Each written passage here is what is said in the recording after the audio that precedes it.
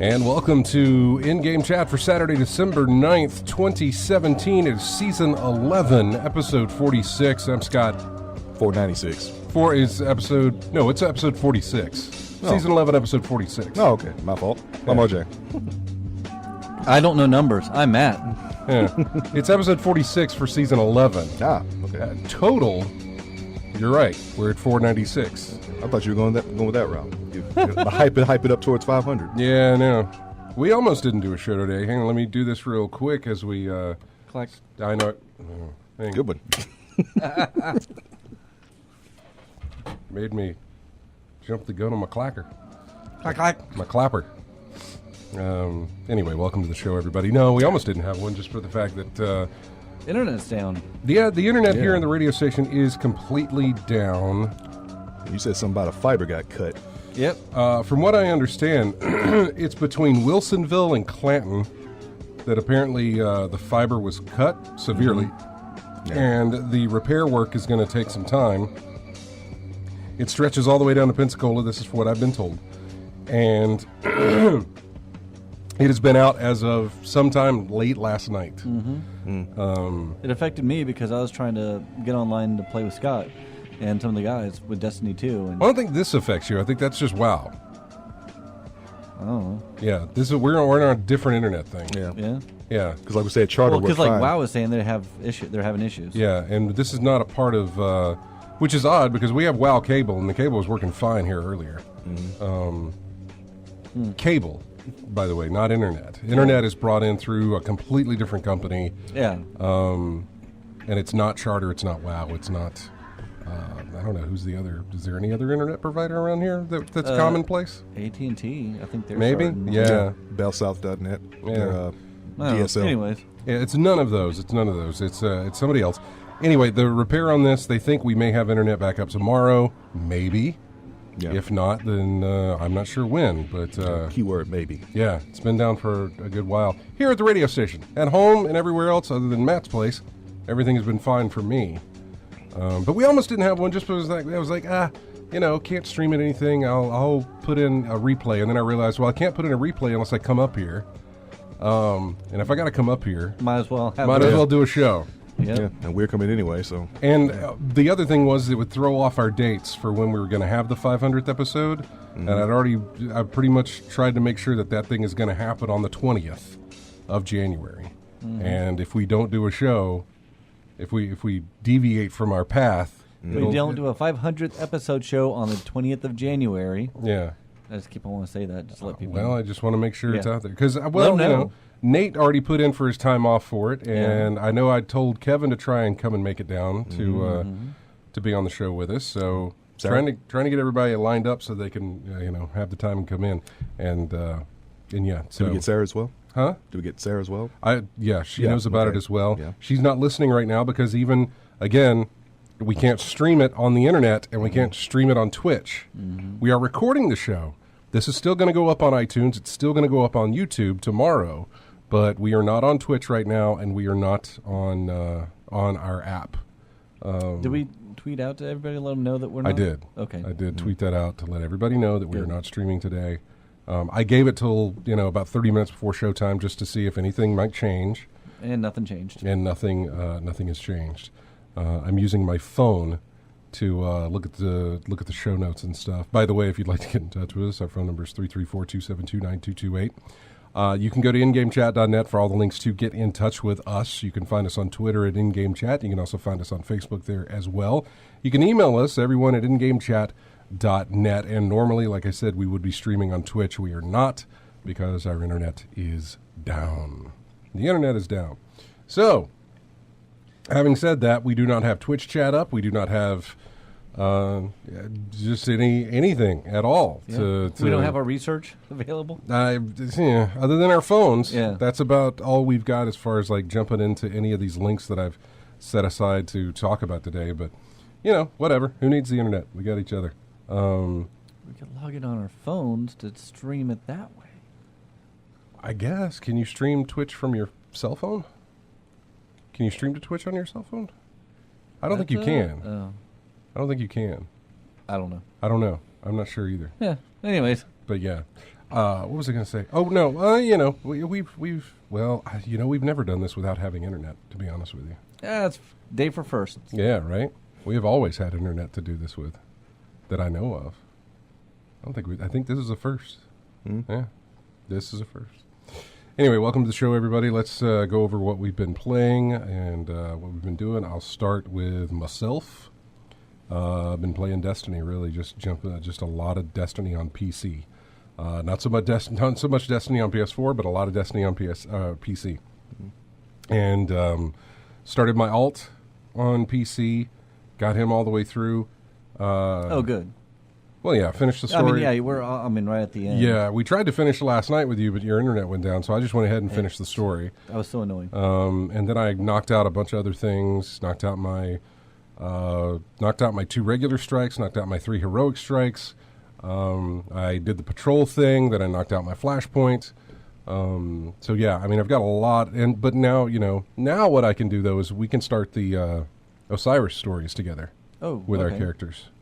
Good. Because your alt is about to wrap up the main campaign, right?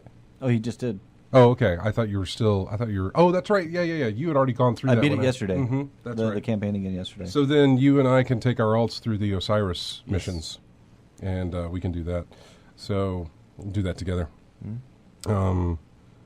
So I've done that. That is Destiny. I have played a tiny little bit of Assassin's Creed Origins. Ooh. Just a smidge. A fraction? The opening. Okay. When you fight the dude. You fight the dude, and then you go meet, your brother? Or I don't know who the guy is. I think he's a friend. Just a real close friend. Yeah, close friend. Takes you to his house, and then those guards come, and you kind of sneak around the bushes, take them out.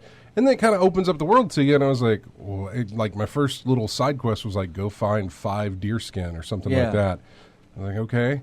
And I did that, but there's just there's stuff everywhere for me to do. There's icons all over the place.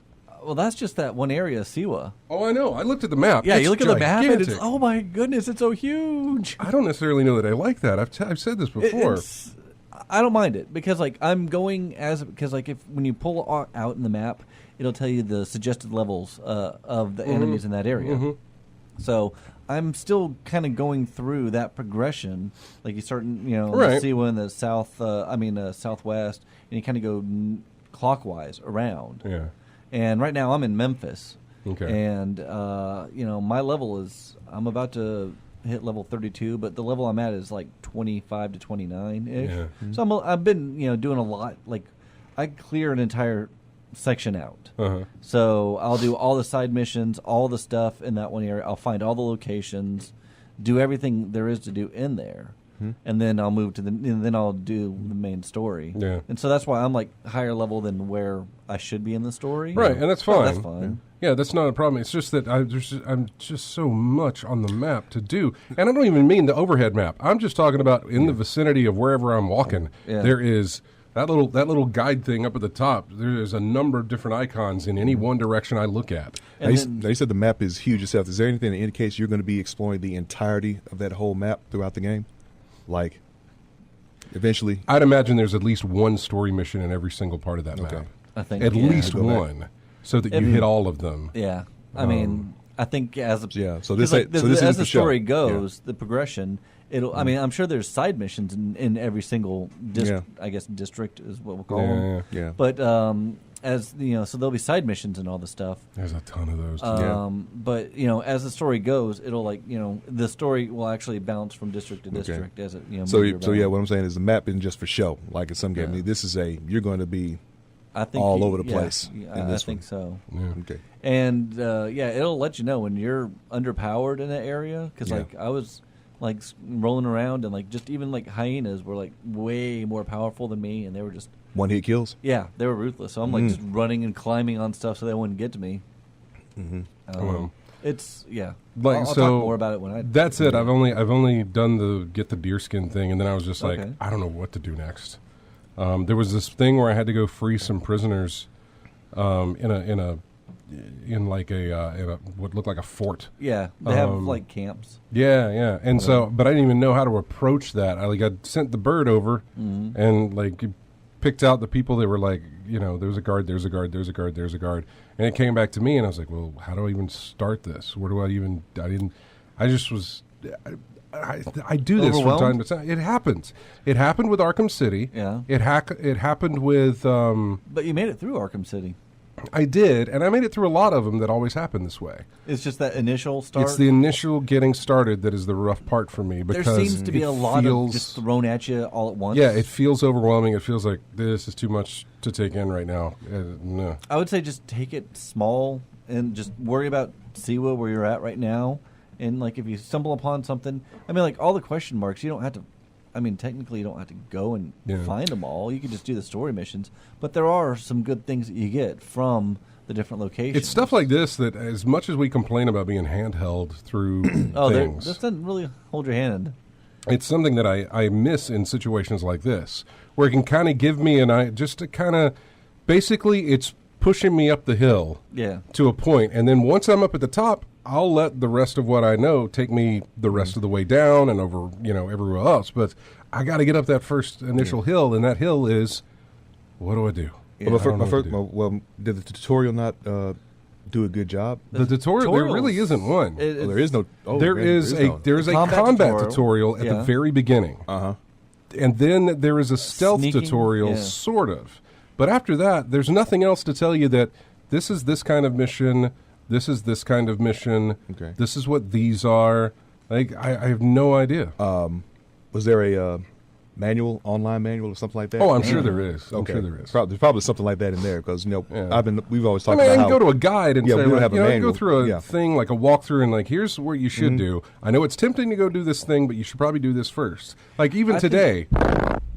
Sorry about that. I Boing. popped my mic with my cell phone. Even today, I was playing Mario Odyssey here, Right. and I finished up I felt like I finished up. I filled up about 4 rows of moons at about 10 moons each, and then I found another little thing, and I collected another moon, and I was like, oh, I'm going to start a completely new row of this. I was like, no, I'm done.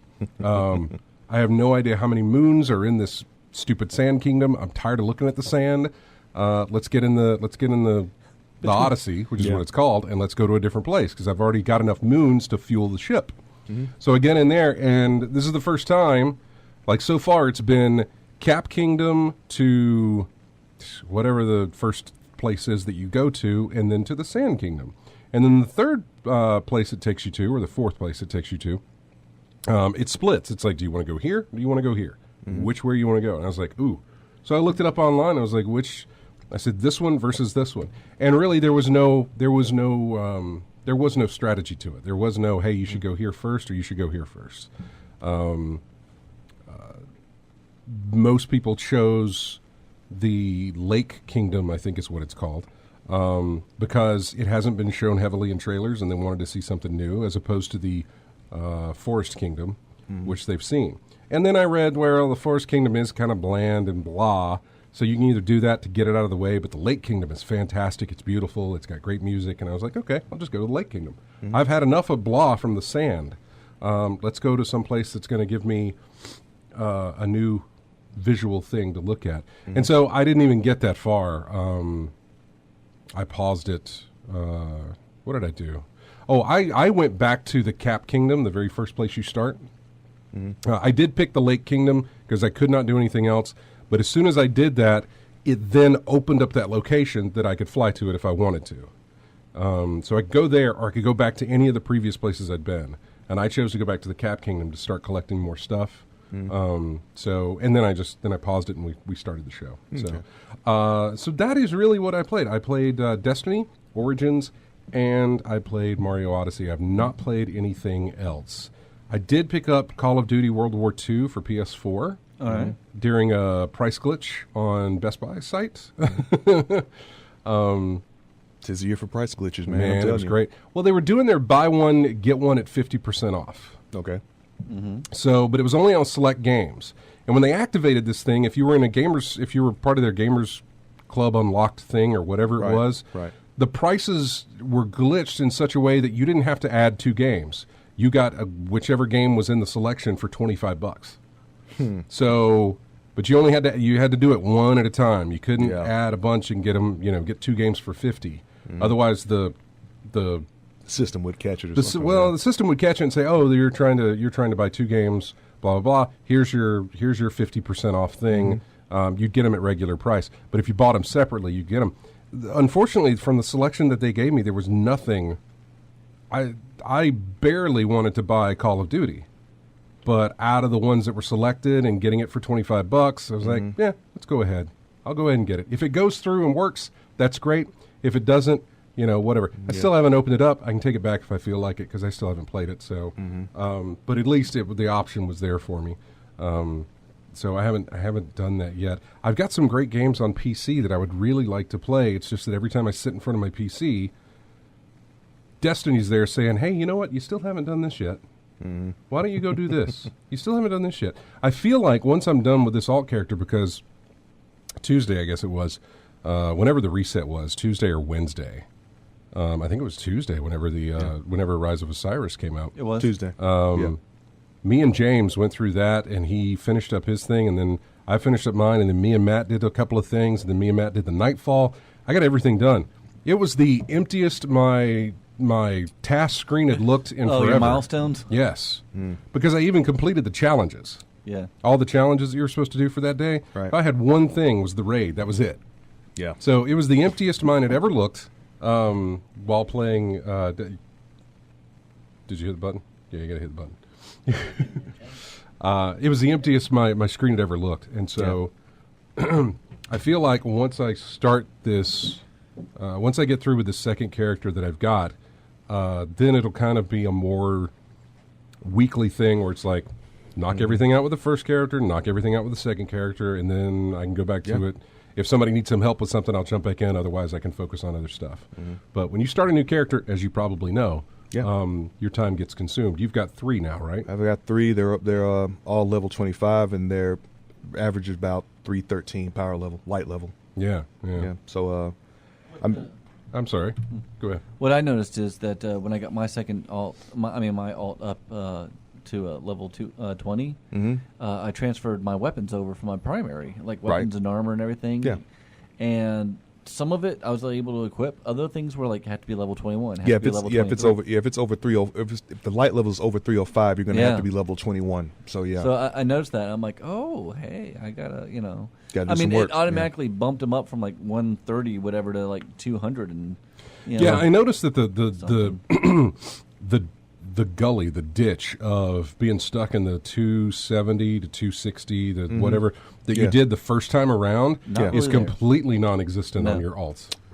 Yeah. Well, I think the second time around, you get a Sparrow because you can transfer that over. Everything goes faster. If you had some of those weapons already that that you put in your vault, even if they're like lower level, whatever.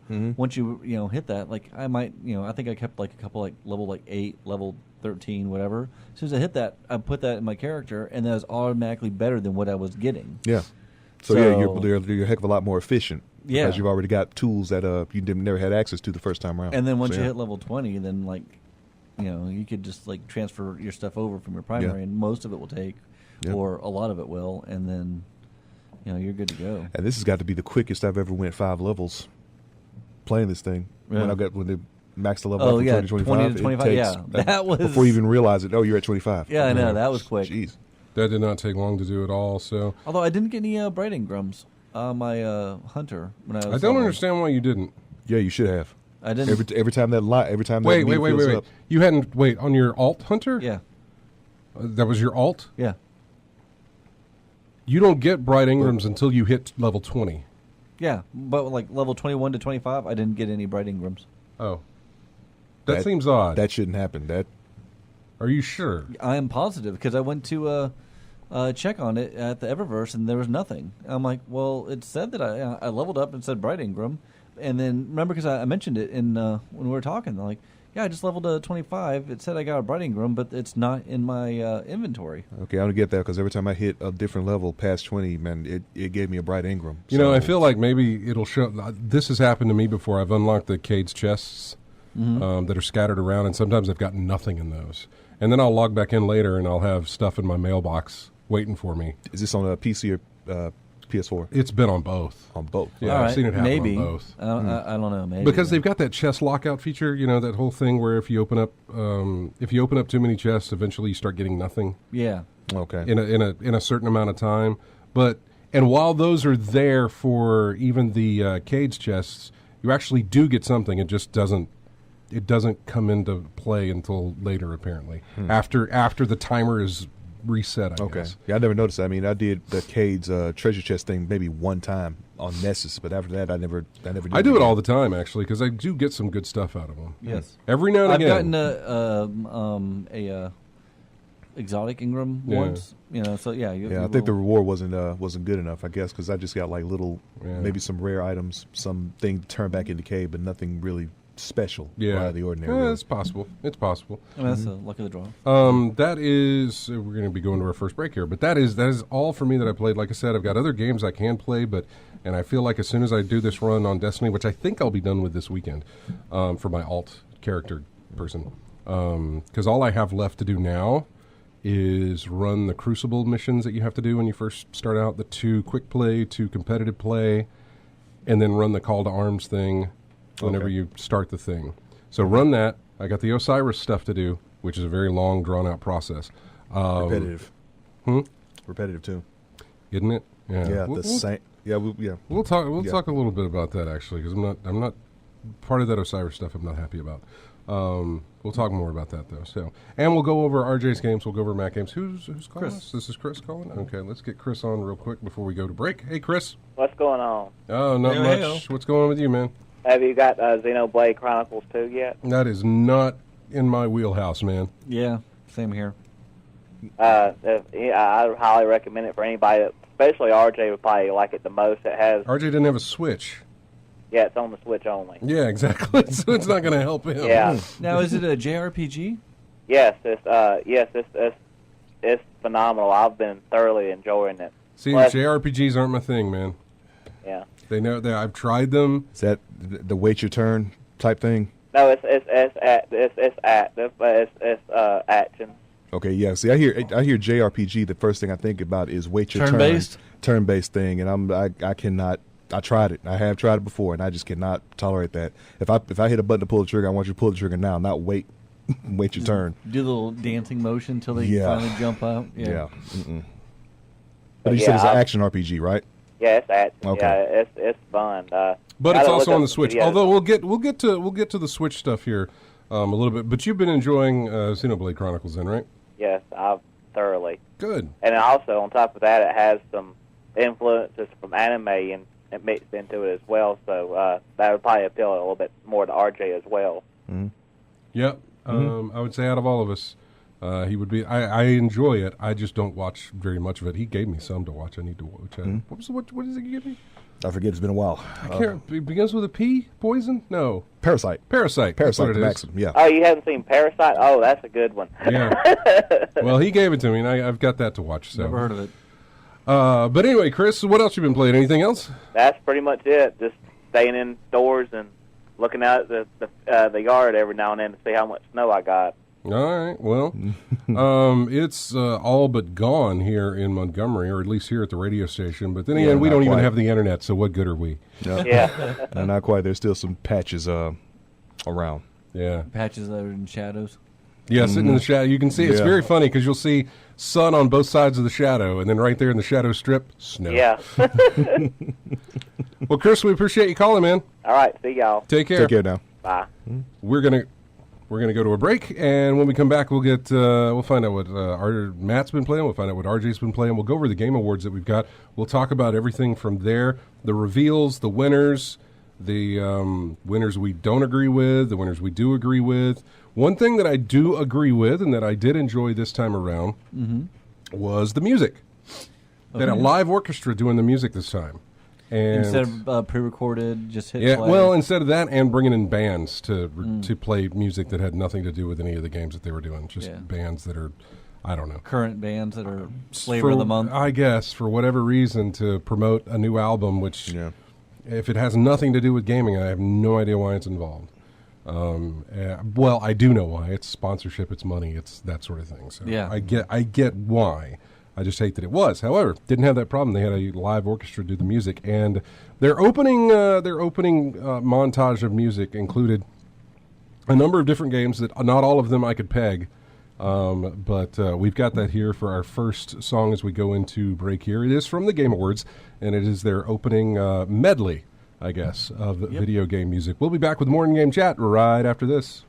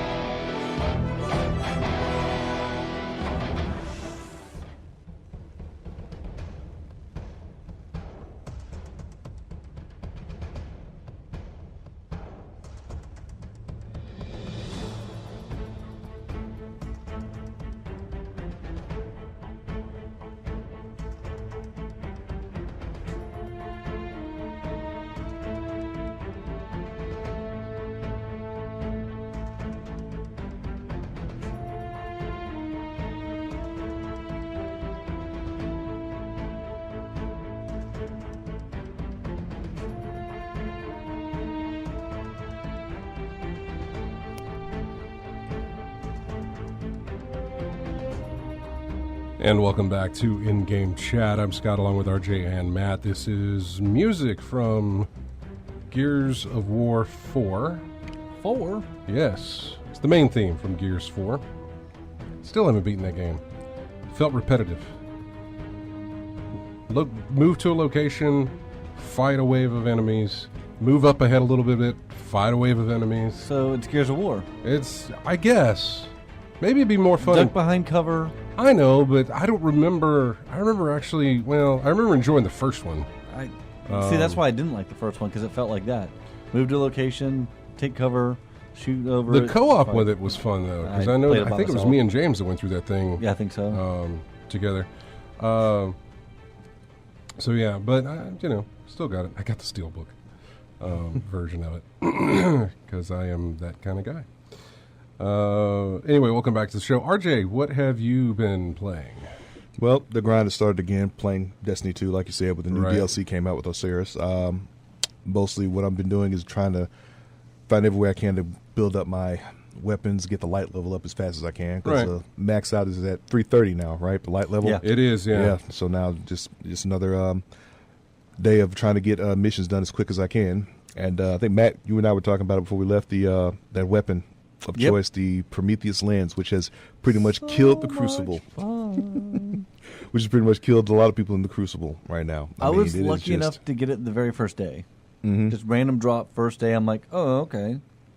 I picked it up. I'm like, whatever. I didn't really look at it much. Well, until like the second day when Scott's like, you won hey. you won the Destiny lottery, sir. Yeah, he's like, did anyone pick this up? I'm like, yeah, I got that. It's like, I saw a video of it. I'm like, ooh. So then I started using it, and I'm like, oh yeah. Yeah, I didn't see the videos. All I knew was that 2 hits and I'm dead. And before I could even turn around, Yeah, I couldn't react. It's brutal. This was a gun that they put in the new update that came out on Tuesday, and it is severely overpowered as far as the time it takes to kill with it in multiplayer. Yeah. It doesn't seem to translate into single player. No, it doesn't, because I've seen it used a lot on public events. Yeah. And things like Glimmer, taking Glimmer, the Glimmer mission for public events.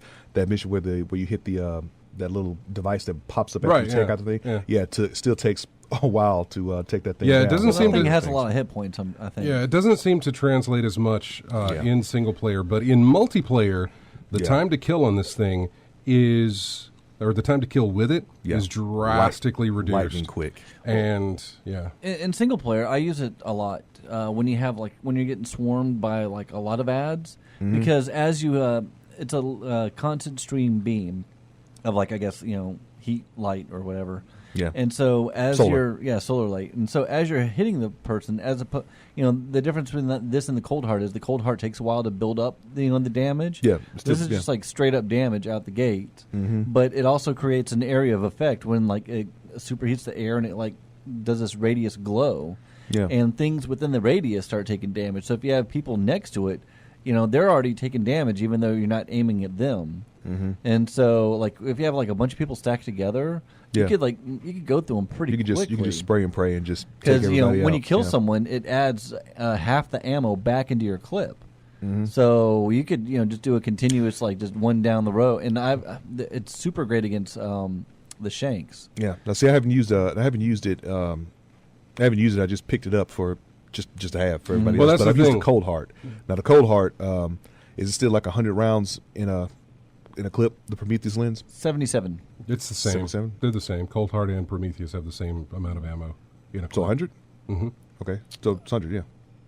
They're the same. I did a comparison. Okay. And everything was the same except for the level, because my Prometheus was lower light level than my Cold Heart was at the time. I thought mine, in the clip, it's 77 for me. No. Yeah. The Cold Heart I used, it's at 100, but I've never used the Prometheus, like I said, so I didn't know if the ammo count was the same. Do you have a mod on any part of your character that might add more ammo to auto rifles?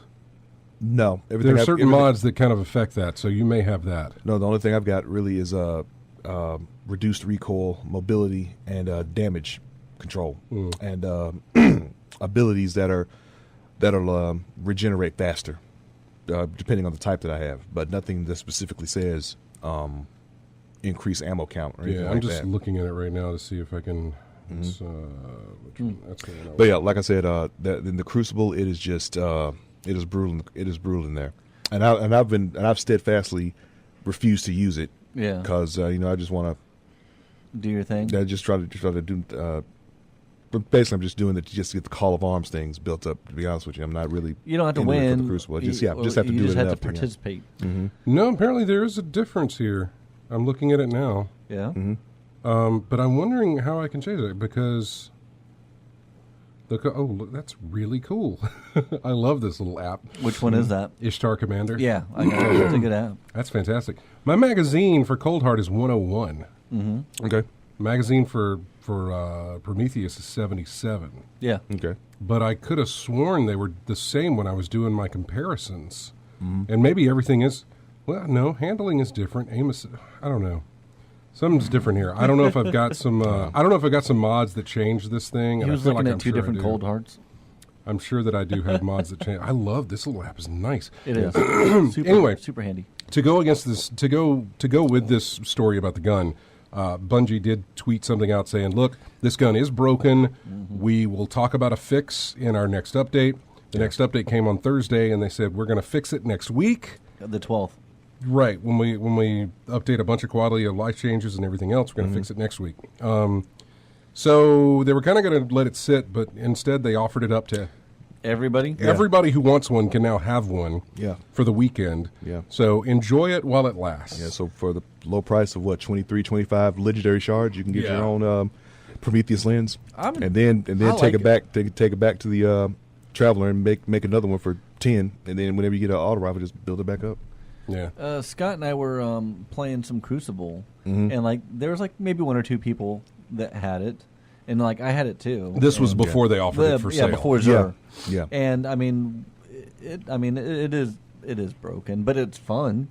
I was having a good time. I was, I still got killed, but I was, zapping people left and right. Mm-hmm. But you've been doing Destiny 2.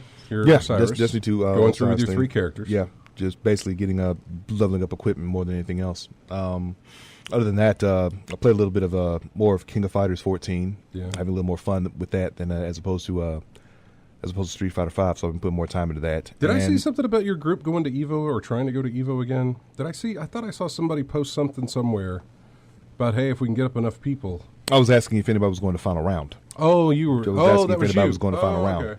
Okay.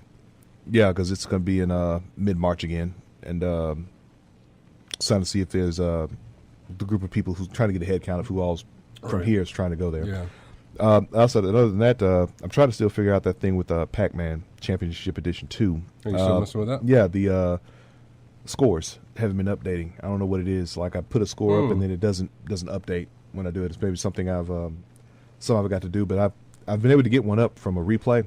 I've replayed my mission, and then all of a sudden it'll load up again. Yeah. So maybe I'll have to play the mission, and then play the replay, and then it'll load up or something like that.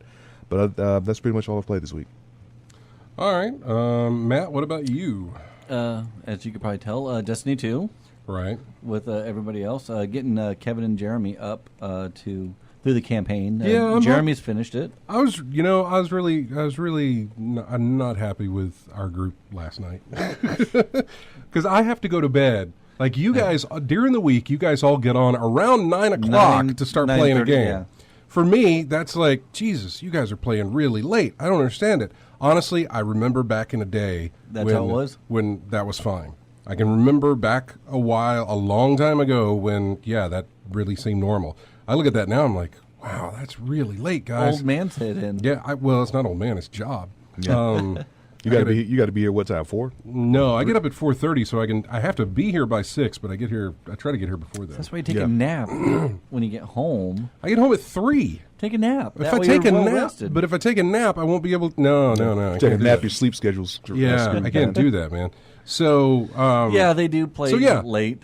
All week, Monday through Thursday, they get on at like 9 o'clock and start playing. I'm like, oh, well, Friday, I'm there till like at least 11. Nobody gets on except for you. You had, I had an excuse. You had internet issues. Nobody got on. I was up until 11 playing this thing, going through with my guy, and nobody got on. I don't know if the other guys had internet issues or not.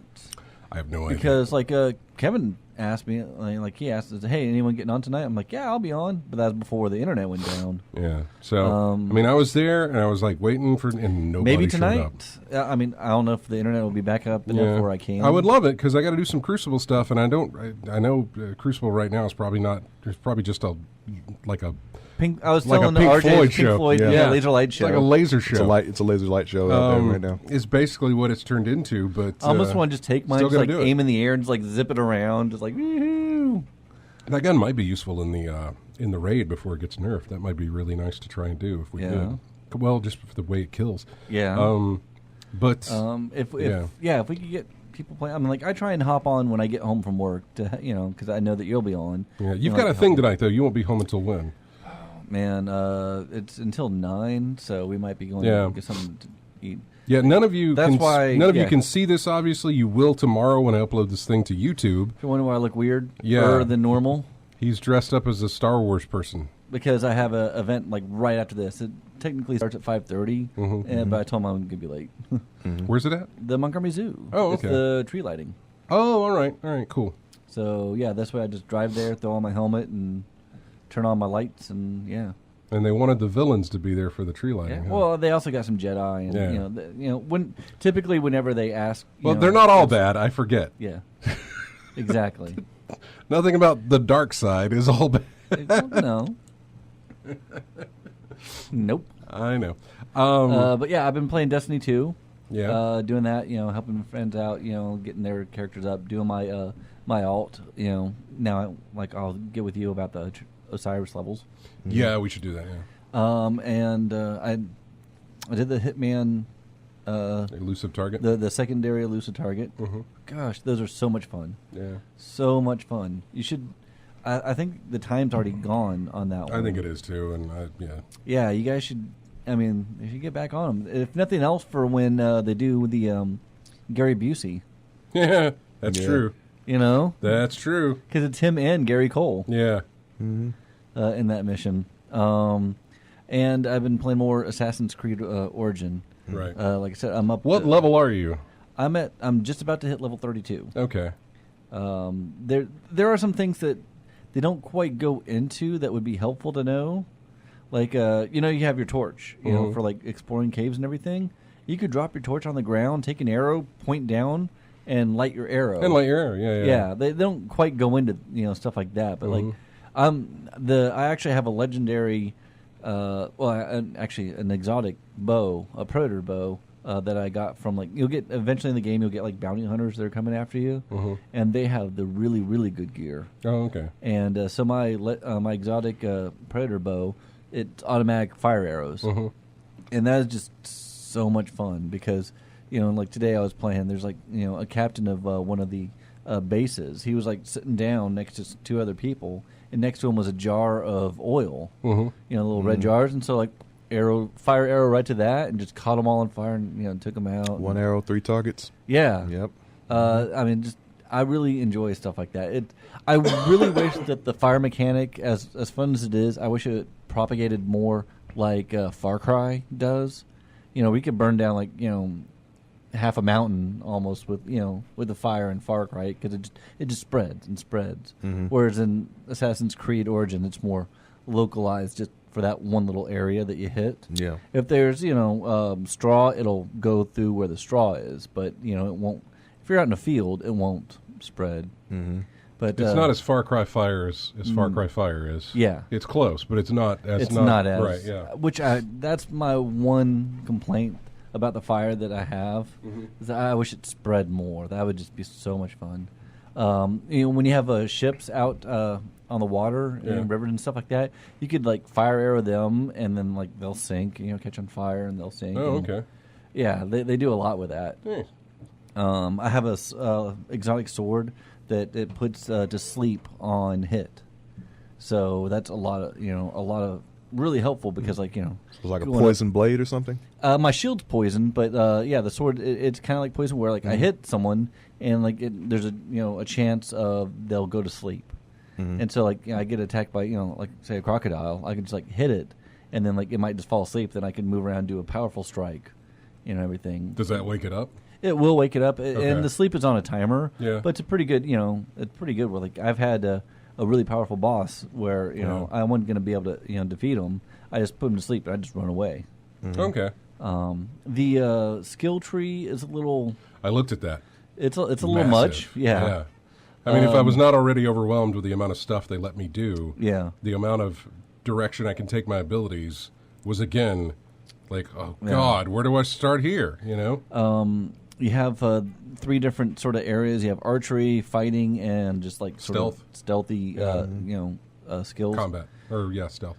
I thought I was going to do a lot more with the archery, but really I just put some stuff in the predator bow where you could actually like the movie Wanted, where you could curve the bullet, so to speak. Well, there's one where you can direct the arrow. That's the one I did. Yeah. And so I did that, and that's actually really helpful. I remember I've saved a lot of articles over the time since that game's been released about here's what you should do. Here's this. And I'm well, eventually I'm going to get to play this, so let me save this article. And one of them was first thing you need to do is upgrade enough to where you can get that arrow. Yeah, because it is so helpful within the main game, where you can just kind of guide it to your target.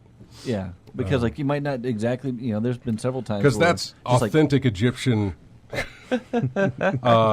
Authentic Egyptian combat is that they had the ability to guide their arrows to their targets. They may have, you don't know. I'm pretty sure they didn't. Yeah,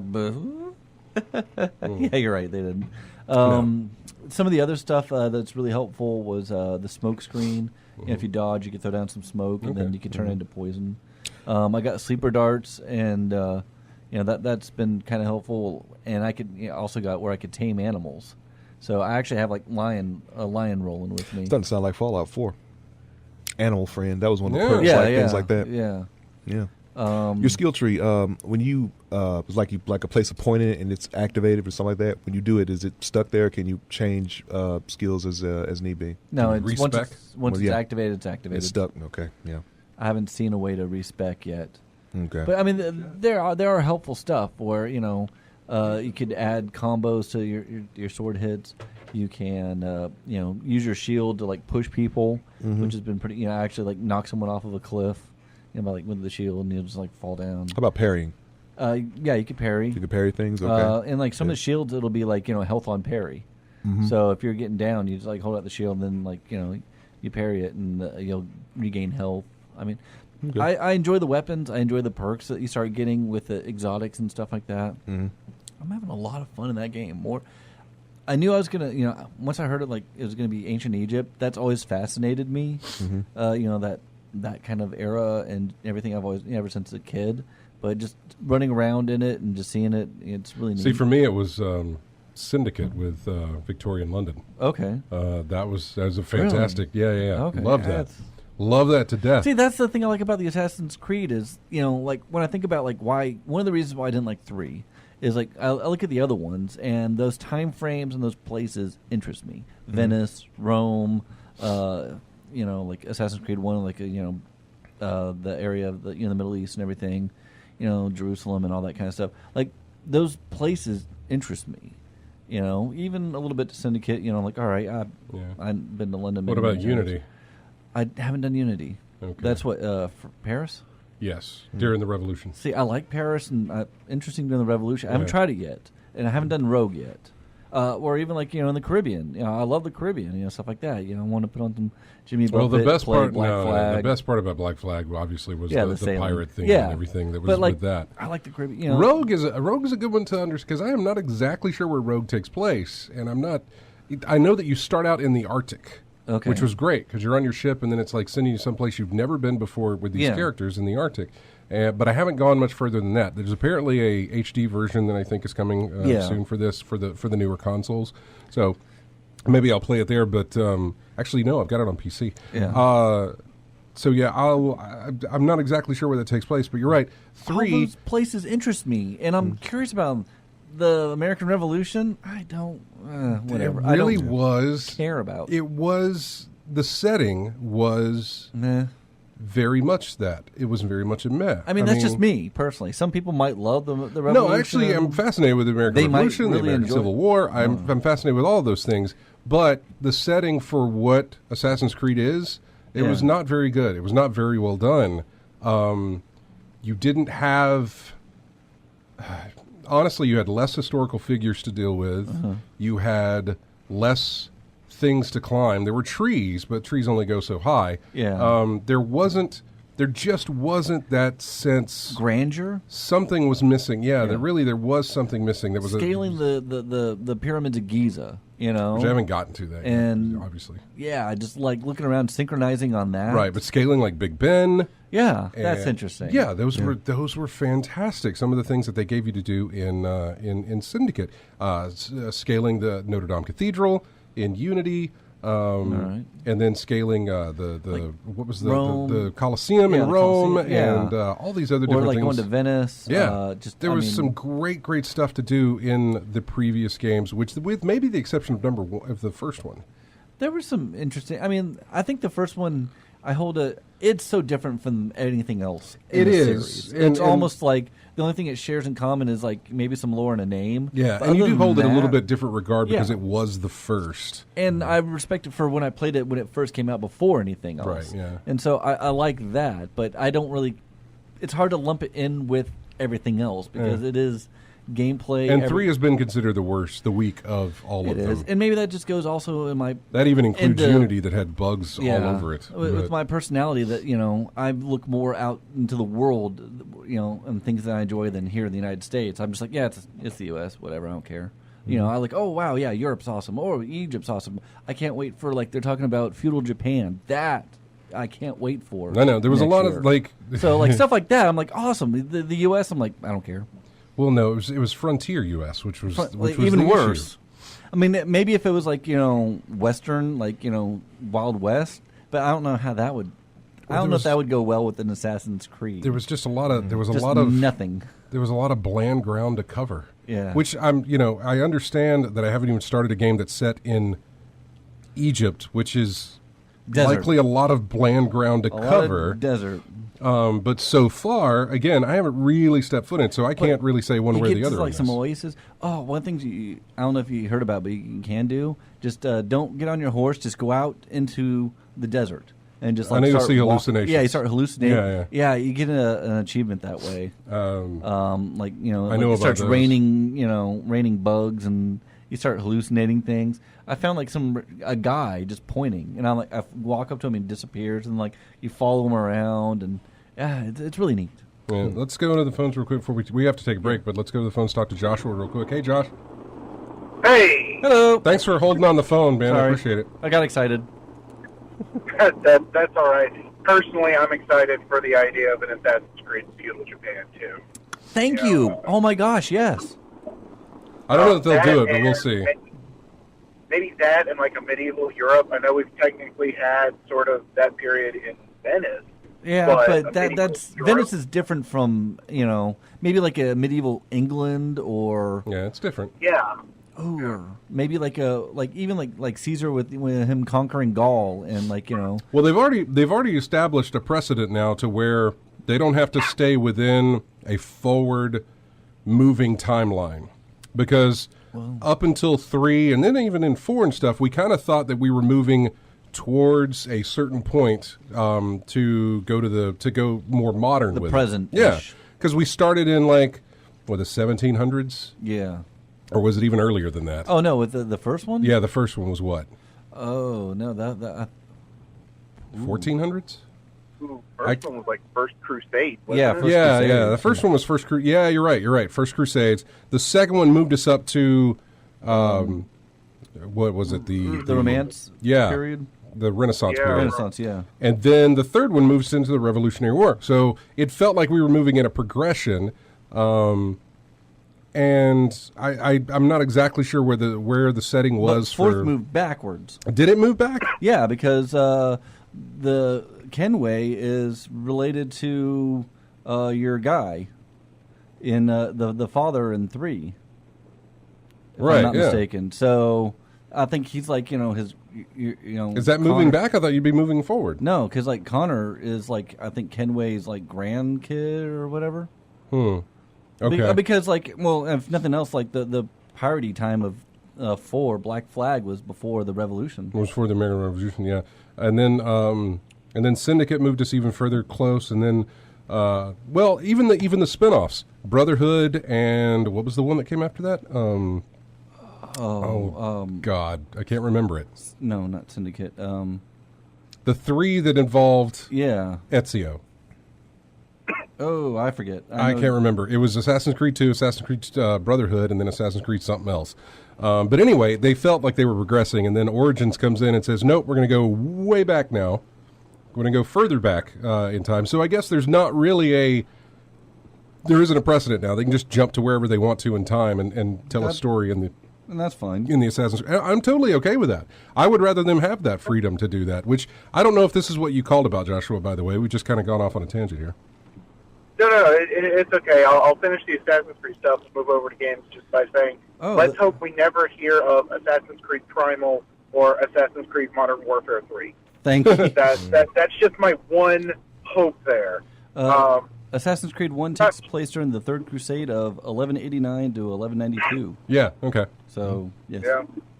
Sorry. Well, been doing something a little interesting. The Humble Bundle came out for the monthly subscribers, and it had H1Z1 on it. Oh, interesting. So I actually have finally taken a crack at the Battle Royale style of game. Type gameplay. I don't get it at all. You're not the only one, man. I'm not in there with you either. Yeah, it's just like, okay, I'm going to play half an hour to get picked off because it's either the gas or the guy that got lucky. it's a totally different game style than I'm used to. I'm used to things like Killing Floor 2, which is the other game I've been playing. You know, massive zombie shoot 'em up type game. Yeah. Did you happen to see the trailer for World War Z? No, but I'll go take a look. That was revealed at the Game Awards. It was one of their first trailers that they showed off. There is, as far as I know, I don't think there's any gameplay in that trailer. Do you know if it's based more off the book or the movie? It's based off the book. Oh, good. Yeah, but it's not. But it's a game, so it's not like you're going to get the same way the book was told. Well, I don't think. But you're not playing characters from the movie, is what I'm saying. So it's based off the book, from what I understand. I could be wrong on that too. I'm not exactly sure. But didn't they show that at like E3 or something? There was a game I recall. And it was like all these guys, and they're doing some kind of parkour in a farm, trying to get away. I think that's either DayZ or that's what is that? Good night. What is it? Deadlight. I think it was Deadlight. Is it Deadlight? I think something like that. I think it was. I don't think it was DayZ. It wasn't DayZ. No, it wasn't. But it was. I think Deadlight, which combined like the zombie swarm. It felt like it combined Mirror's Edge with Left 4 Dead. Yeah. Yeah, that was kind of the vibe I got, which was pretty interesting, though, the fact that you could shoot things to cause things to happen. I'm not sure if, like, the zombie shooting is going to be part of it, or if it's going to be more avoiding the horde. Mine used to be avoiding. Yeah. I prefer just blasting away at zombies. Yeah. I almost got into Call of Duty Zombies, but then Killing Floor 2 came out and was like, oh, sweet. A whole game centered around that. Awesome. Yeah, Dying Light, not Deadlight. Dying Light. No, this isn't Dying Light. No. The zombie thing with the with the parkour and stuff. That was Dying Light. I think he's talking about like a different one where they're at a farm and like the big zombie swarm, and then like the guy was running up on the roof and like you had them. Oh, was that and they all just kept on. God, they just did a sequel for it, or they're doing a sequel for it. State of Decay. State of Decay. That's what it is. State of Decay. Yeah. I don't know. I think there's a couple of them that are they're similar. But yeah. All right. Man. And then, let's see. What else? 7 Days to Die. I mean, that's pretty much my bread and butter. All right. Well, Joshua, we appreciate you calling in. We've got to run to a break, though, because we were way behind on taking this one. But thanks for calling in, as always, dude. No problem. I'm starting to get used to it. I hope so. We enjoy talking to you. So we'll do it again next week. Hopefully. Take care, man. All right, man. Take care. Bye. Bye. Okay, we've got to take a break. When we come back, we will go over the Game Awards. We'll go over the reveals on that. We'll go over the awards ceremony on that. We'll try and get into some discussion about that and kind of what we liked. We'll try and talk about a little bit about what's going on with Bungie. They've even come under further flack for the situation that the way they're handling their DLC here, and we'll try and talk about that if we've got some time to get into that. But got to take a break here. Here is music from it's an old Wii U title, Captain Toad Treasure Tracker. I never played it. I have it, but I still haven't played it. So I was trying to come up with music to do for the show, and I was like, "It's one we haven't played before." Stop going to your Steam profile. Stop going to this. Think back. Think outside the PC. I know. Think into some. There's games everywhere, man. Think of something. And so I looked over at my couch and saw my Wii U there, and I was like, "Oh, okay. Let's find something." We played Bayonetta. God knows we played enough Super Mario, Legend of Zelda, that sort of thing. Some GameCube game stuff. We should. Just let me know what. Yeah. Come up with something. And then and I was like, Captain Toad, find something there. So I found something, and this is it. We'll be back with more in Game Chat after this.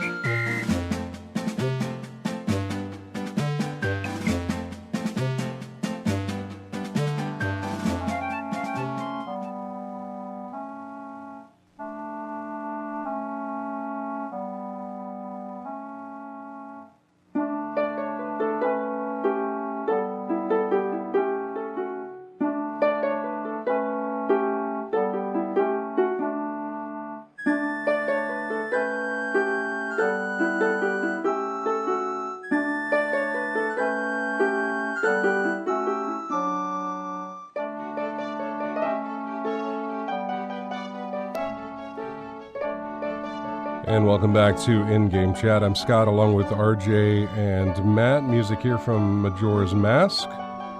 That's the title screen for it. Again, just trying to think of things I hadn't, like, let's go back. And so, I've got this, and then I did the Captain Toad thing, and then I've got something else from SNES, the Aladdin game from SNES. Whoops, I'm sorry, I don't have your mic on. Oh, is that the real difficult one? Is it that one, or is the Genesis version the real difficult one? It might be the Genesis one, I think. The battle? Which Aladdin. Disney's Aladdin. I think the Genesis version. I think might be. Was it? I can't remember. I know it is for Ikaruga.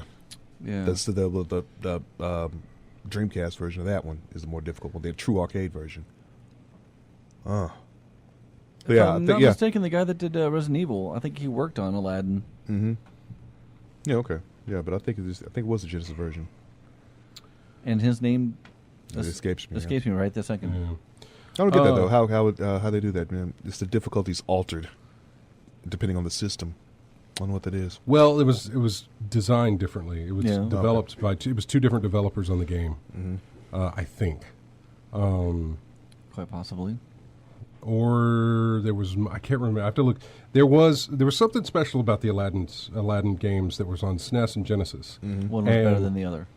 One played differently, one looked different, and one was considered the superior version. Well, just like Mortal Kombat on the Genesis was better than, because it had the blood. Yeah, one had blood, but it didn't look as good. But didn't SNES add a blood code? Didn't SNES have a blood code? No, Genesis had the blood code. Oh, Genesis had a blood code. Yeah. Okay. Because I will never forget it because it cracked me up. It was ABACABB, Abacab, which is a song by Genesis. Oh, okay.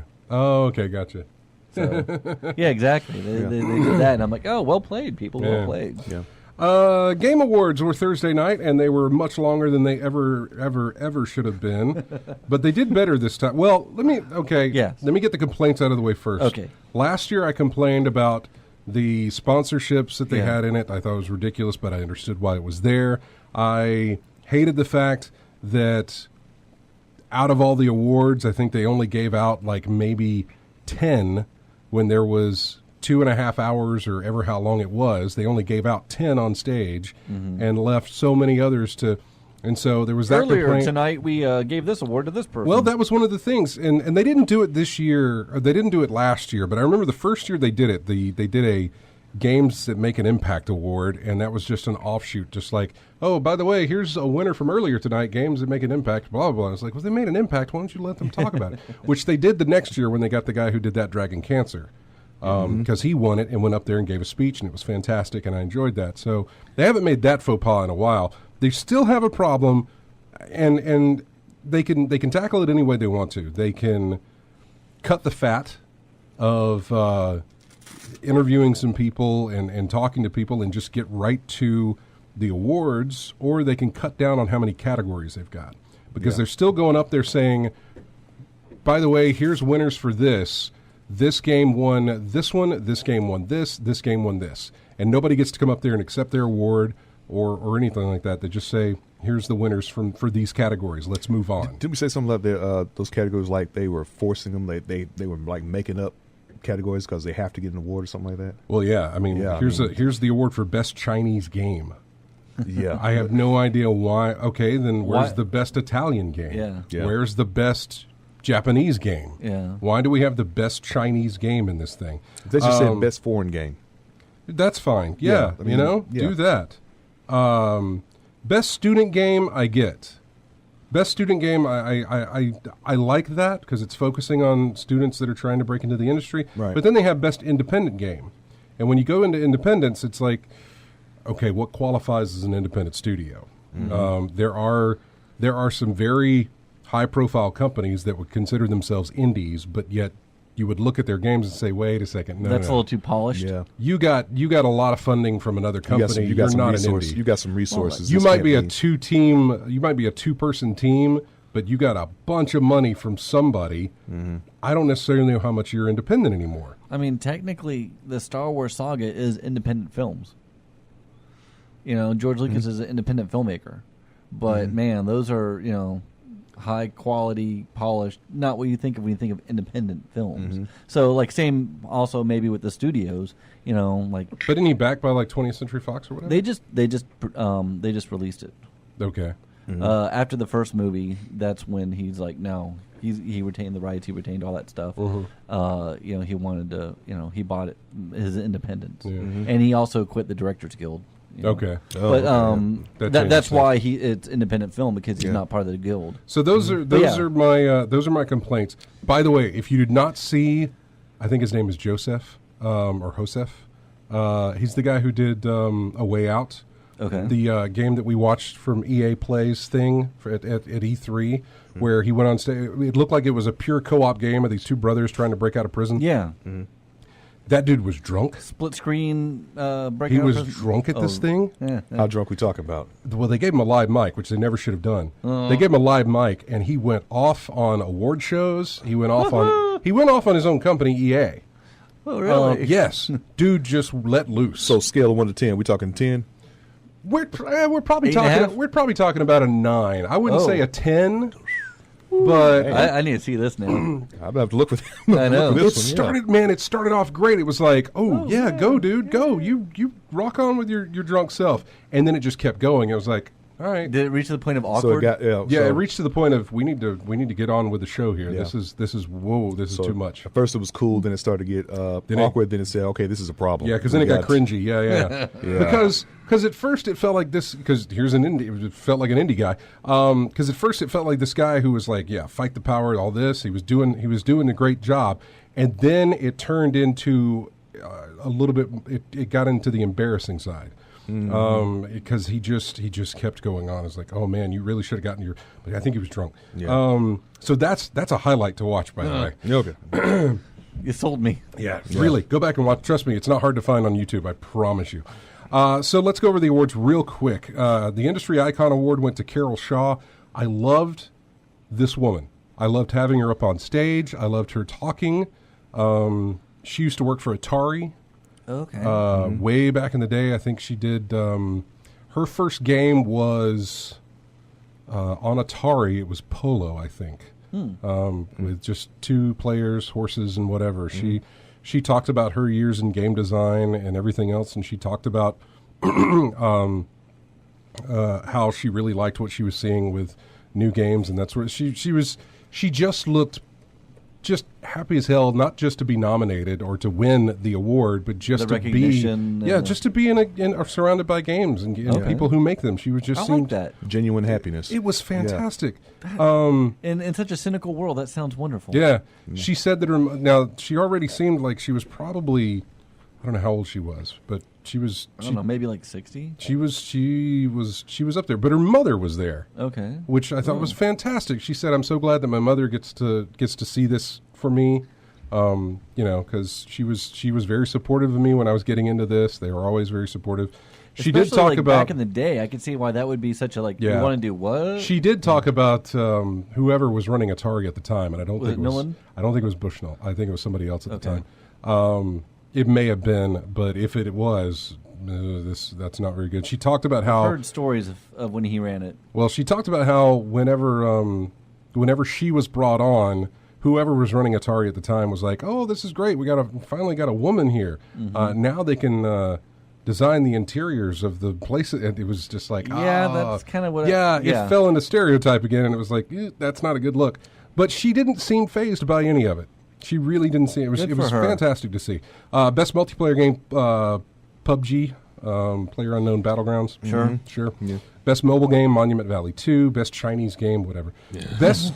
Wait, what was the Chinese game? JX3 HD. Does that help you? No. Now, a serial number. I don't know what that is. Now, here's a category. Yeah. Best debut indie game. Okay. And then there's another category called Best Indie Game. This is ridiculous. Yeah. Best indie game should include your debut, should include whatever's out there. Yeah. Because honestly, if you have a best indie game, wouldn't that also be, well, it doesn't have to be your debut game. I'm about to say best indie game for the year, right? Yeah. Because so any game that come out This year is your But it would be, debut, so- but it's like, let's look at Twisted Pixel, who consider them an indie game. They've got like 5 games under their belt. Let's So say, if they released a game this year, it wouldn't be their debut game. Not at all. okay. You know, So I can or even underst- if it was like Comic Book Man, Yeah. that wouldn't have been their day. So Comic Jumper, yeah. Comic Jump, yeah. I understand, Comic but Book Man. Best I still studio think debut. Yeah, I still think Best studio's debut. I still think I it's a guess. little redundant, and it Okay, shouldn't yeah. be there. Yeah. Best debut indie game was Cuphead. Best Okay. indie Okay. game was Cuphead. Oh, So, Okay. whatever. Yeah. Best esports team, don't care. Best esports player, don't care. Best esports game, Overwatch.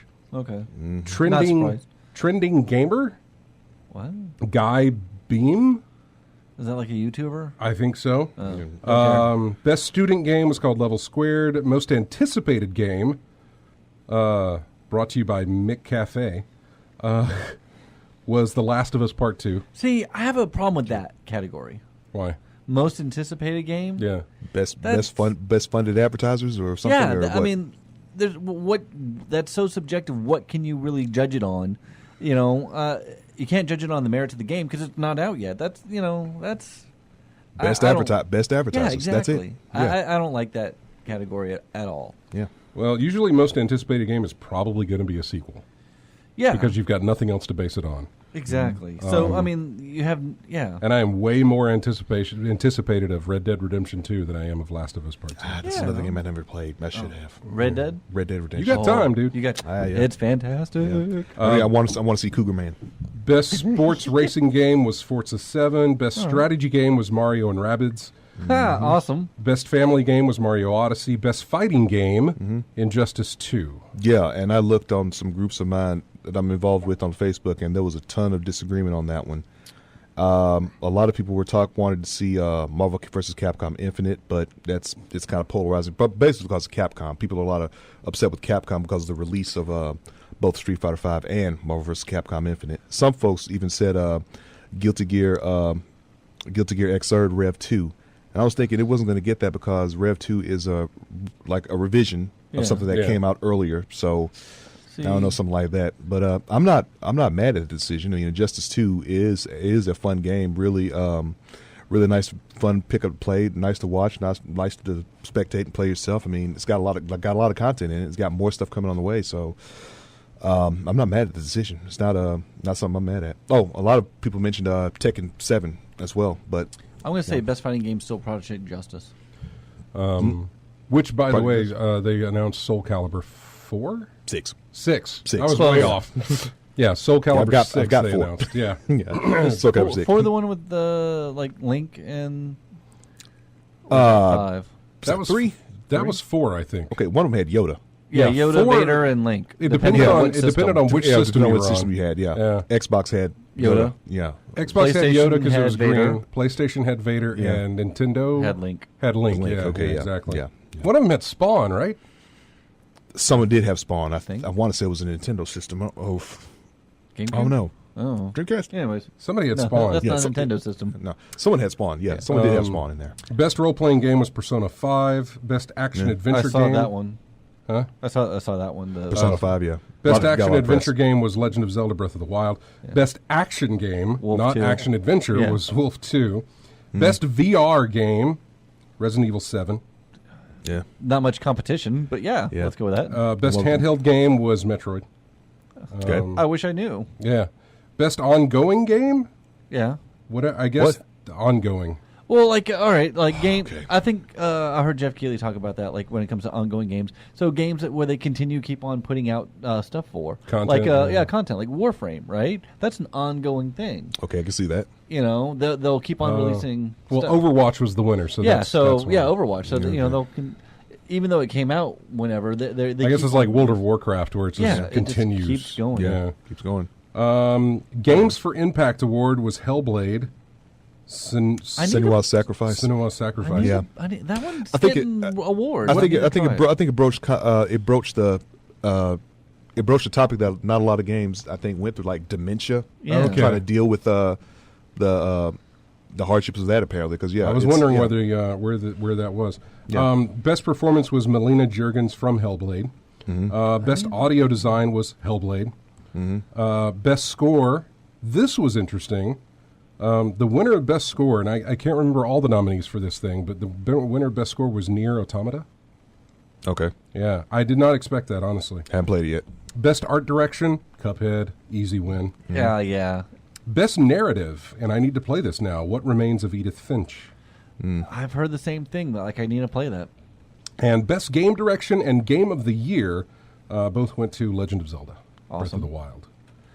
I will say, from the Game Awards thing, I did watch the 7-minute trailer for Death Stranding. I was going to go over all the announcements there. Yeah. Oh my goodness! That's Kojima. The only thing I haven't seen anything. He hurts my brain. I haven't seen the video, of course, but from the descriptions of videos, I've scanned through things like weird, don't know what's going on. Odd, nothing, Metal Gear Solid nothing really isn't though, yeah. known for it can be strange and really Kojima-y at times, but this is like, hold my beer, I'm going to outdo myself, and just like maybe this is a case where he just got to go all out. Does he really though? No restrictions this time. Does he need to? That's the. Well, honestly, he was working on Silent Hills. He was working on with Norman Reedus. He was working on Silent Hills, and I think when that got canned, he's just like, well, look, let's go do a thing. Let's just be weird. And when he got his own ability to be able to do whatever he wanted, he's going to do whatever he wants. So. And I'm almost wondering. I mean, granted, I can't really say because it's not. I haven't played it. It might be brilliant, but from what I played of Kojima's stuff, maybe Kojima with no restraints isn't a good thing. I don't know. We'll find out. Yeah, we'll see. We'll see. We have to find out. So some of the games that were announced, we talked about World War Z. Death Stranding was shown off with an 8-minute trailer, the longest one there. So weird. The people who do Job Simulator are making Vacation Simulator. That's going to be more VR stuff.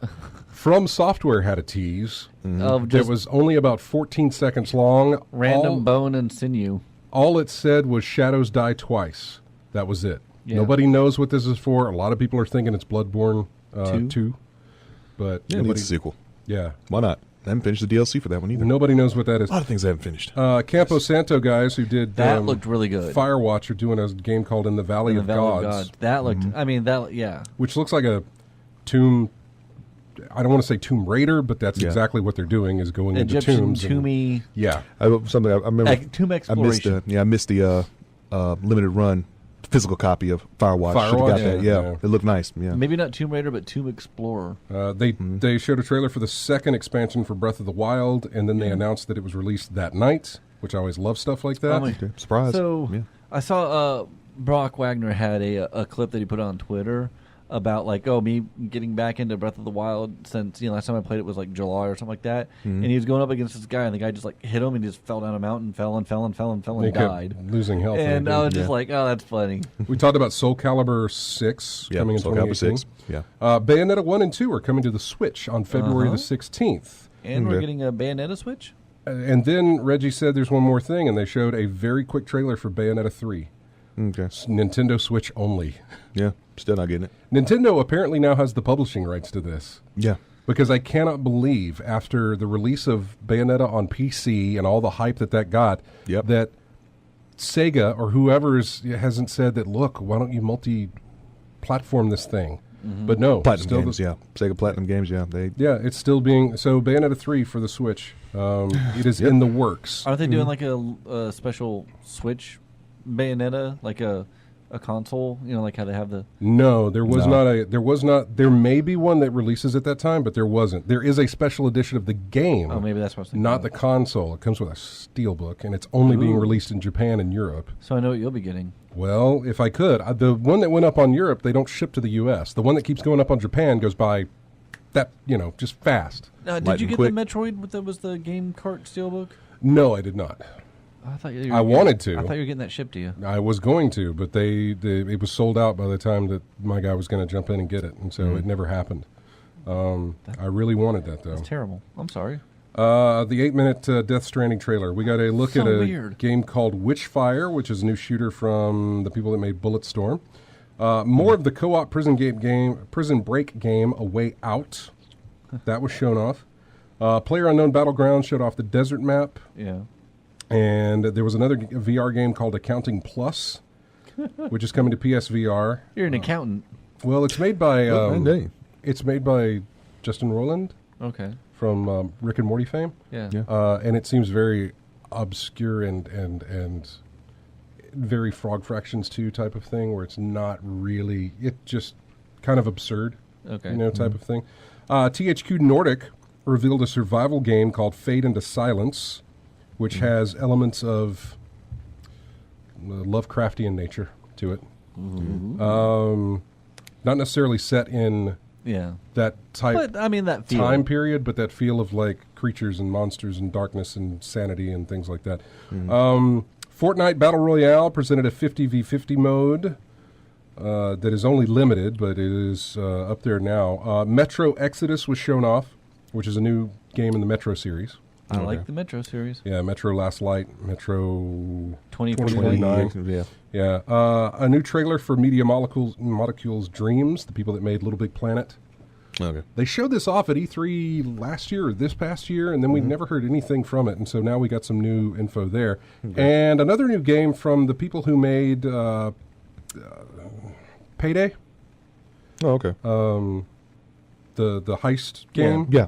Yeah. It's called GTFO, Okay. and it looks like it has some elements of that with also zombie elements thrown in. It's like escape. Like, Yeah, exactly. Escape, get out of there. Yeah. And that's what we got out of the Game Awards. So Okay. we're going to take a very quick break, and then I was thinking about letting this just go right up to the top. Maybe I can. You know what? We'll do that. We'll play. No, we better take a break now. Never mind. We should do a break now. We'll go to a break. When we come back, we'll go over what was shown off at PSX last night. And we'll talk about, which there wasn't much. A lot of it was rehashed from the Game Awards and other stuff. It really didn't get a lot of new things. They announced a lot of VR stuff. Last Guardian VR, Wipeout VR. Yeah. So a lot of PSVR stuff was announced, and so we'll talk about that. And if we can touch on it, we'll go over some of the issues that Bungie is having at the moment. Or we'll hit some of the other notes that I've got here. We'll be back with more in-game chat after this. Here's music. This is they did a medley again, a live orchestra medley of all the Game of the Year nominees. So this is all the Game of the Year nominees, kind of back to back to back here with this music. So we'll be back with more in-game chat after this.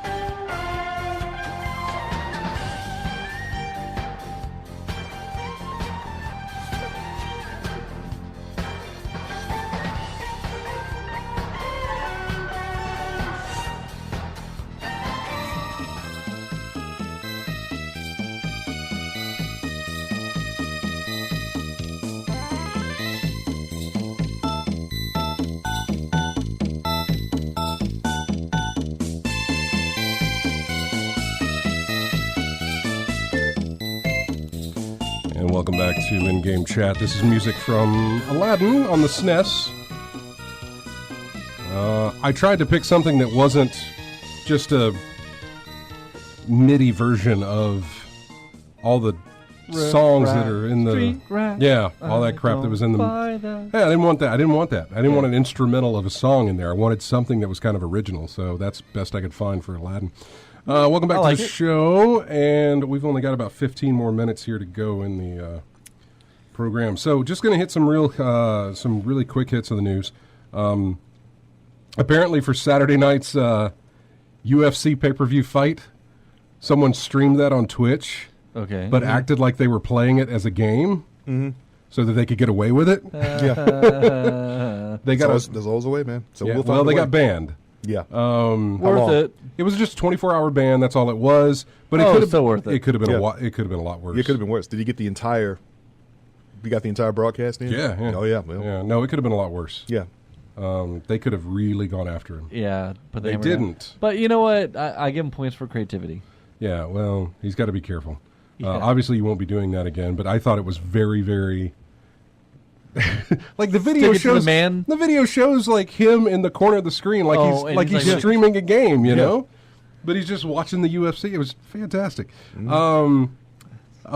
Free games on Uplay. You can get World in Conflict and Assassin's Creed Black Flag. World in Conflict for free right now.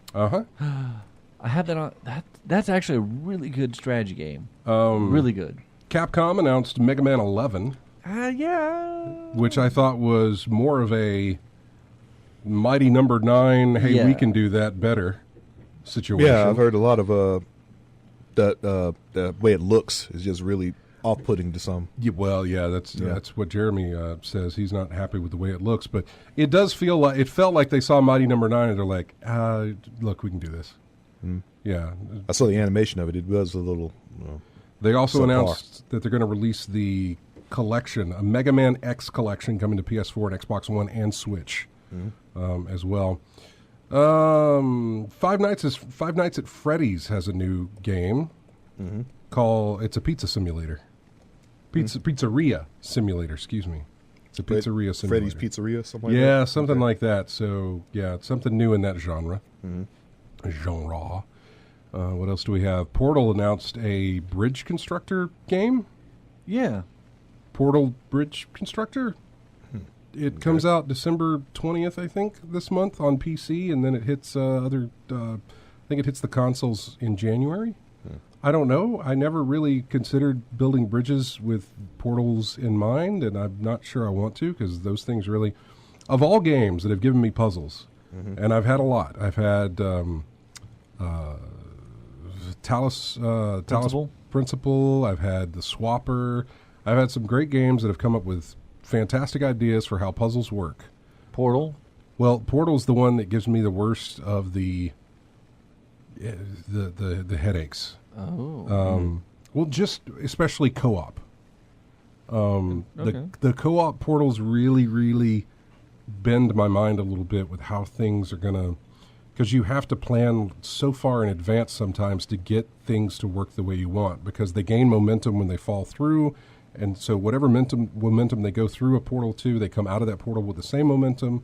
So to get it over a wall or across a thing, you have to shoot here. And then if it's got to get more momentum, you've got to, I don't know. I remember playing the co-op versions of Portal 2 and also playing some of the player-created maps. They're mind benders, man. They really, really do something to your head. And I remember doing a lot of them and said, I don't want to do this anymore. It's just too frustrating. Like, we were figuring it out, but I was like, I got to stop. It's going to hurt. I can't do this anymore. It's not that I want something simplistic, but, man, the stuff they came up with was just unreal. Yeah. Stressful, huh? Yeah, I don't know necessarily stressful, but once you figured it out, it was less of a feeling of eureka and more of a, this is insane. This is insane to have to make it do, because then you add in, remember in Portal 2, they also added the fluid to make things move really fast or to make things bounce. Yeah. And so there's just so much that goes into that. And Weren't there three fluids? There's pink, blue, and red? Yeah, and I don't mind, again, I love pink, blue, and white. I love my it was orange. Was it orange? Yeah, there was orange and there was blue. Because one of them allows you to put portals. And white lets you put portals on walls. You're exactly right. Blue is, I think, the speed. Blue was the speed. Orange was the bouncy. Bounce. Okay. Yeah. But yeah, white lets you put portals anywhere you wanted to. And again, when you add in all these variables, it really, really gets. It gives your brain a headache for trying to think of how all this stuff kind of can come together and how you're supposed to manipulate everything to make it all work. I do love challenges like that, but I can only do them maybe just one every so often to kind of get into it. Well, it's been a while since Portal 2 came out, so I'm trying to think, because I'm a lot like this with my room puzzle games. Like I'll get on a roll and get a momentum going, but then there's a certain point where I get to it and I'm like, time to step away because I can't figure this out anymore. And then I come to it fresh and I'm good.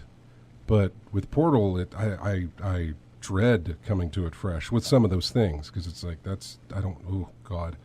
What else did we get? Steam stopped taking Bitcoin as a currency, likely because of how high Bitcoin got. Yeah, it says something about it being too volatile. It went Oh from my God! 25 cents to like 20 cents to $20. It had a Yeah. massive increase on the stock market. I'm just waiting for that to pop. I mean, it may not. Or even if it does, it may build back up again. If it does pop, get in on it because it may go back up again. It went from it got into 7,000, then it moved into 11,000. It was unreal. But yeah, because of that, transaction fees and everything else started going way high. Yeah. And so they're like, we can't do Bitcoin anymore. It's ridiculous. You're buying a $5 game with a Bitcoin, and you're spending more for the transaction than you are for the game itself, and it's just not working for us. Let's see. Ubisoft delayed 3 games. Far Cry 5 got a little bit of a delay. The Crew got a big delay. The Crew 2, I mean. Yeah. And then there was an unannounced game. They don't have a game that announced, but they moved that until later in the year as well. Which, I'm kind of glad because I want to play Far Cry 5, but this will give me a chance to go through some other stuff. Yeah, a new Tomb Raider game was announced. Yeah. Or they said that they are going to make a new Tomb Raider game. They said we would know about it sooner rather than later, and we would be surprised at how fast the time that it would be in our hands would be. It made it sound like they go in the Hitman route. Yeah. And maybe giving you episodes Episodic? to play. Yeah. I'm okay with that. And then we had the... if they do that, you better get on it and play it. Oh, no, I plan to. If it's going to do it again like they did with I told you. Hitman, I should have done exactly what you did. I regret that I didn't. I still think you should play that one. PlayStation Experience started last night. It's going all day today. You can watch some of the streams for this, but they announced Last Guardian VR, what is it? Wipeout VR, and then they announced a return of Medieval. I think Wipeout VR would be it'd be interesting, but almost maybe like nausea-inducing. I'm thinking about. So the first thing I think about with Wipeout is how the sense of speed. How you're going to implement that because it better be the fluidness. It better be fast. First of all, it better be fast. That's what I'm thinking. Yeah. I don't know. Maybe like if I don't know. It might be interesting. I mean, yeah. Because like I think about like the old Star Wars Episode 1 Pod Racer, like how like that if you get like a first in the first person in the arcade where you're actually in the pod, maybe that would be I don't know, that was never fast to me. I mean, I played it. I played that one before. At the time, it felt fast, but like no, it didn't feel fast. No. Really? Not to me. Oh, I'm hitting that boost button and like, wow, this is like not really much of a change, and it doesn't last long enough to give you any sense of satisfaction. Fair enough. Yeah, so if it comes out, man, I want speed. You want Put some speed in there, yeah. Yeah, they're going to do a Medieval remaster or a brand new Medieval game. And this is going way back to, I think, PS2 days. I remember going into Blockbuster and seeing the Medieval package and being like, I'm going to play that. I may go back to PS1. PS1, I think it was. Yeah. So they're doing a revitalization of that. Anyway, those are the quick hits. The last thing I wanted to get into, and I don't know that I have enough time to really go over this, but it picked up a lot of traction last week because there was a lot of people who were unsatisfied with the expansion to Destiny 2, Curse of Osiris. Me and James were playing through it, and the start of it, we were like, this is really cool. And then we finished it, and we're surprised by how much was locked off to us after that. Mm-hmm. Like, the Infinite Forest seems like a great public zone, right? Yeah. You go in there, and it auto-generates an area. Yeah. You go and fight through, and then you open up a door, it auto-generates another area. Random enemies, yeah. Yeah, it seems like that would be a really nice place for public stuff. Yeah. But you can't get it. You only can access it through either story or strikes. That's it. Mm-hmm. You don't access it any other way. Yeah. That's all. Really? Probably the adventure, too. The adventure. I did the heroic adventure in that thing. So that's tough. Yeah, solo. So me and James did it together, and that was real tough. We got it at the... we just barely finished it. No, I didn't, but it's still... Is it time limit? Yeah. Yeah, there's a time limit at the end. But I didn't make the time limit, of course, but it still let me finish it. So I still got the legendary Ingram from it. So I don't know if there's any other extra bonus you get from that. Because like I said, I got the Ingram and maybe some shaders or a Mercury token or something like that. Mm-hmm. That's probably what I got. I don't know. Well, that was the other thing was the rewards. The reward system was still like 2 blues and during the public event you get 2 chests to open, but it's still lackluster in what you get out of that. One or 2 Mercury tokens and it's still a rare weapon. Yeah, 2 tokens and a blue. Yeah, or maybe one of those items that you can take to the lighthouse to get something made for you. Did you get lost looking for the forge? No. Now, okay. do you get the forge after you beat it? Because I don't know anything what the forge is. I don't know what that is. You watched James forge a weapon the other night. Yeah, but I haven't gotten any weapons for... Right, you don't get that until you finish the story. Yeah. Okay. Yeah, I saw him go to that side area and light up, and then there was just nothing on the map that's indicated where it was. And I'm looking around. I almost got. I had watched the stream. That they were doing for those things, so I knew where the forge was. I knew exactly what that was. Okay, now I know what it was then. I had forgotten about it until I got the thing that lets you do it. But but yeah, there's that, and then the other part of that is that they've now locked off a lot of things to players who don't have the expansion. You can't do the raid. The new raid. Yeah. The new one? No. Well, the new one, yes. But the raid itself, you can't do it. The original raid? The one on Nessus? The one on Nessus, yes. The Leviathan grow fat from strength, that one? Yes. I'm sorry, prestige mode you can't do. Oh. Well, either way, still. You can't do prestige mode Nightfall. You can't do prestige mode that. The heroic strikes are cut off as well. If you don't have the expansion. If you don't have the expansion. Okay.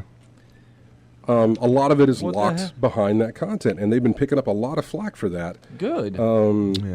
Forbes did an article on them, and it was just... And I'm hoping more people call them out on it. They're really having...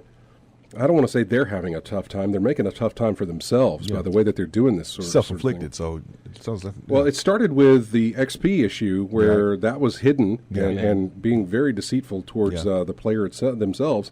And then it expanded into what it is now, which is how they're locking content behind a paywall. Normal, regular player content that we've had, for whatever reason, we've had it. Like, you can't get upper level stuff, anything past 305. Right. You can't extend your level because you can't go from level 20 to 25 without the expansion pass. Exactly, yeah. They didn't extend it for everybody. They only extended it for people who own the expansion. And that shouldn't be the case. Like, you should be able to move up to 25 and to raise your light level if you want to without having to buy Curse of Osiris. Now, you won't be able to get the new weapons. I understand that. You won't be able to get anything that has the little eye in the corner for new weapons and shaders and gear and all this other stuff. You won't be able to get that. But the fact that you can't extend your light beyond that really is kind of annoying. But what about for Xur? Can't people who don't have it, can't they still get the You can get the Prometheus lens, yes. Yeah. So they do make an exception. But you won't be able to get it past... Again, I think this is because that weapon is broken. So broken. Yeah. So... you will not be able to get it past 305. And then when they fix it, you got a nice little solar laser. But Anyway, we have got to run. I am sorry, whoever called, that we did not get to your. We didn't get to your call in time. I apologize. Let me find the thing my script. Thanks everybody for joining us in the chat room. Thank you for everybody who listens to us on the stream. We do appreciate it. Well, no, you didn't listen to us on the stream today. Sorry. Thanks to everybody who gives us each week from iTunes. This show is going up directly there tomorrow. We appreciate it. Don't forget to like us on Facebook. Visit us on Twitter. Go to ingamechat.net. Look for us on YouTube. Subscribe to us on Twitch. all the places that we are. We want to thank everybody who listens to us each week and who tunes in to come to the chat room and everything else. You guys are the reason we keep doing this. So thank you very much. Have a fantastic week, and we'll be back next Saturday. Here is music from Fortnite. It's the main menu thing, but we'll see you next week.